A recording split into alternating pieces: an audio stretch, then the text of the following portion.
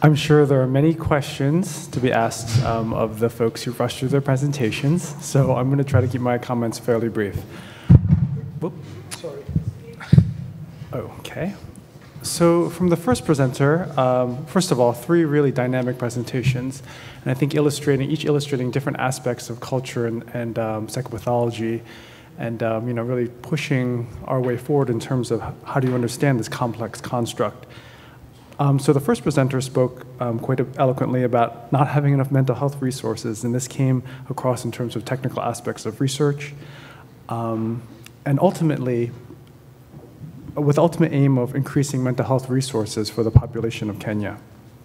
The second presenter spoke on incorporating cultural interpretations into formal diagnostic processes through DSM-5.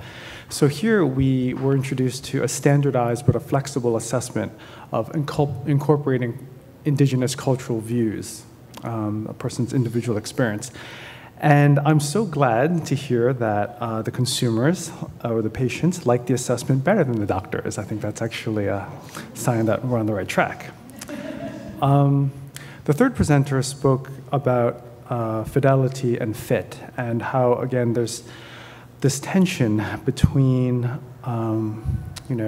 adhering to, quote unquote, what works, what is proven to work across different sites, but then adapting for each culture-specific context.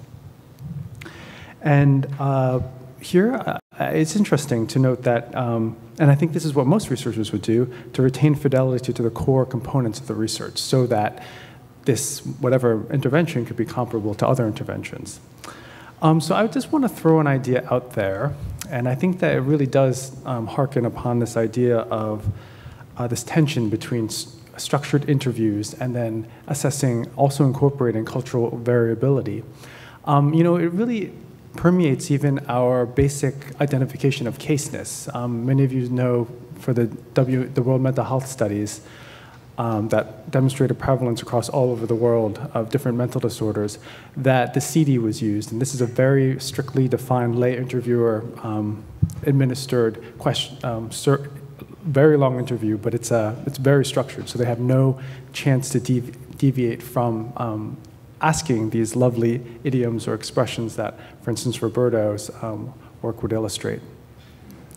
So I think that that's a challenge for us, I think, moving forward. I would just like to sort of highlight this one study done by Michael Phillips, who one of the only psychiatric epidemiology studies known, that I know of at least, that actually used structured clinical interviews to give the final diagnosis. So it was amazing. Somehow he got enough attending level psychiatrists to go into the home and give a final diagnosis. And they used actually structured probes, give and take, et cetera, et cetera. And what the remarkable finding is, first of all, that the prevalence of mental disorders, the past year in China is much higher than what the WMHCD reported. So I believe it was in the mid 20% for Michael, and the WMHCD is somewhere between 8 and 12% or something like that. So that really says that there's something to our case finding methods that are really critical.